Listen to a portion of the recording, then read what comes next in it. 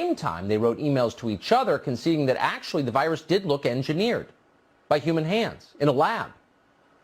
Meanwhile, Tony Fauci worked on censorship. Fauci made certain that the self-appointed fact-checkers who control the flow of information in this country shut down anyone who dared challenge the official story, which again, we now know was a lie.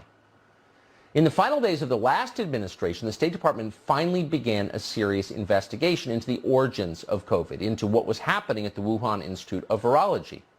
But almost immediately after the election, Joe Biden shut it down. So in all, the lying went on unimpeded for a year and a half. And we're just learning now how deep it went. The Informed Consent Action Network, a group that advocates for transparency in vaccines, has just obtained thousands of new emails to and from Tony Fauci. They show, among other things, that Fauci knew perfectly well that his own directives often had no basis in science. For example, in February of last year, Tony Fauci told us in public that the COVID outbreak could go one of two ways. It would either be a catastrophic pandemic, that's what we were all worried about, or it could very well turn out to be just an unusually bad flu season. Those were the options. If it continues to evolve into what we hope it doesn't, namely a pandemic flu, it will be very much like a really, really bad flu season or a moderately bad pandemic season. So it could be a pandemic or just a bad flu. Which one would it turn out to be? At least one reporter asked him that in an email. He's a man called John LaPook, the chief medical correspondent at CBS News. On February 16th of last year, LaPook asked Fauci just how dangerous COVID-19 was. What were the numbers on it?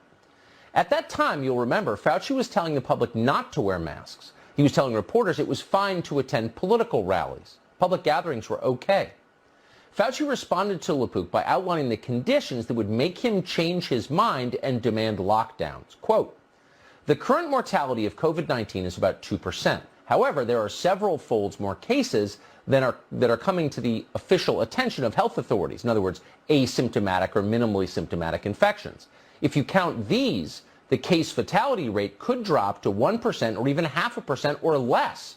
If that is the case, then this would be a very severe flu season, 0.2 to 0.4%. Regular flu season is 0.1%.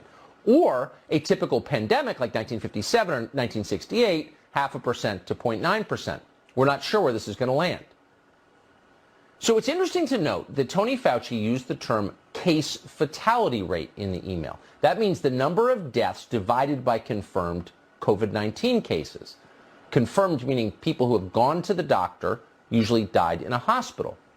But then Fauci starts talking about the infection fatality rate. That includes the total estimated amount of COVID-19 infections in the country, including ones with no symptoms.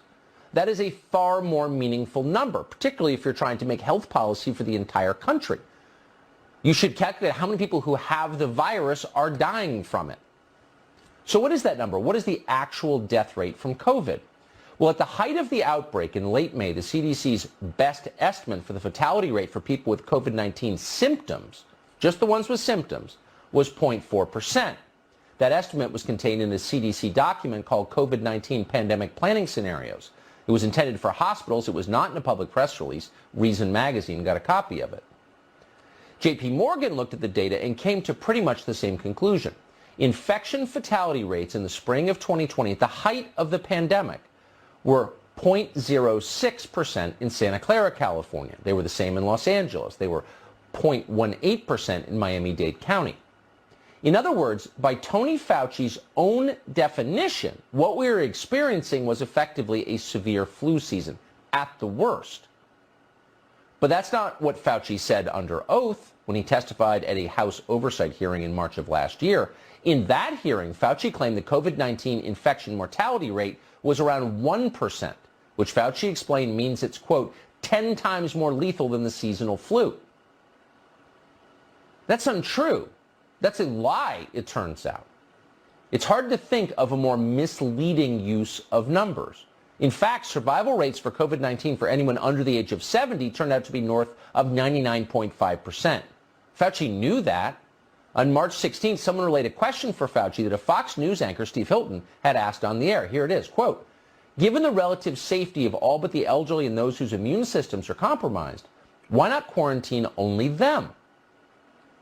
Fauci's response, stay tuned, period. So we did. And in the next few weeks, Fauci said, shut the country down. He encouraged closing down schools, even though, as he wrote in one February email, quote, children have a very low rate of infection.